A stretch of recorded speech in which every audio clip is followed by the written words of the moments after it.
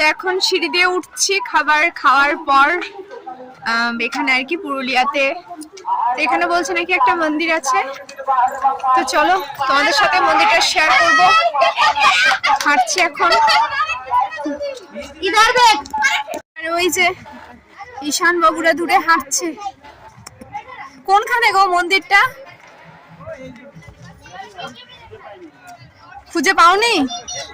আমিও তো খুঁজে পাচ্ছি না।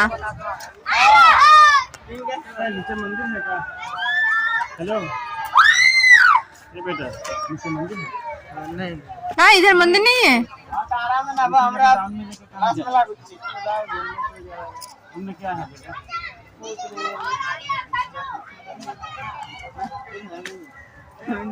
मंदिर नहीं है তো ওই দিকটাতে কি তাহলে এই দিকটাতে আসো। ওইটা তো ওই মন্দিরটা গেছিলাম জয়চন্ডী যেটা। হ্যাঁ আর তার সাথে নেই তো মন্দির দেখো নেই বলছিল, কিন্তু মন্দির আছে। তো সে মন্দিরের সন্ধানেই এখন আমরা নিচের দিকে নামছি।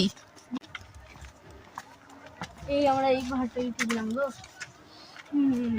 এই ঘাট থেকে আর ওই যে দেখো দূরে কত বড় পাহাড়, ওই পাহাড়টাতে আমরা উঠেছিলাম।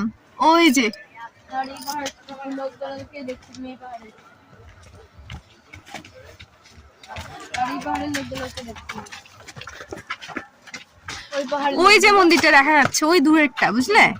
ওই যে সাদা রঙের ওই মন্দিরটাই। কেউ বলা এই যে দেখো এই মন্দিরটা দেখো, আমরা এসেছি মন্দিরটাতে, এবার ভেতরে ঢুকবো। তো দেখো চারপাশটা অনেকটা সুন্দর, অনেকটা না এরিয়া জুড়ে, জানো তো। তো দেখো এইদিকে না একটা দেখছি কুয়ো দেখা যাচ্ছে, প্লাস এখানেও দেখো অনেকটা সুন্দর জায়গা। তো দেখো মন্দিরের ভেতরটায় আমরা প্রবেশ করে গেছি। এই যে এটা হচ্ছে শ্রী শ্রী গায়ত্রী দেবী মাতার মন্দির। আর এই যে এটা হচ্ছে বাবা মহেশ্বরের মন্দির। তো জায়গাটা দেখো অনেকটা সুন্দর। আমরা বলছিলাম যে এখানে হয়তো মন্দির নেই বা আছে, এরকম একটা দোটানা ছিলাম, কিন্তু সত্যি এসে অসাধারণ লাগলো। একদম বিশাল বড় দেখো একটা মন্দির। আর এখানে না দেখো কাঠের জালে রান্নাও হচ্ছে, আমার মনে হচ্ছে ভোগ খাওয়ানোর বোধহয় কিছু হয়তো ব্যবস্থা থাকতে পারে। এই যে পুরোটা দেখো।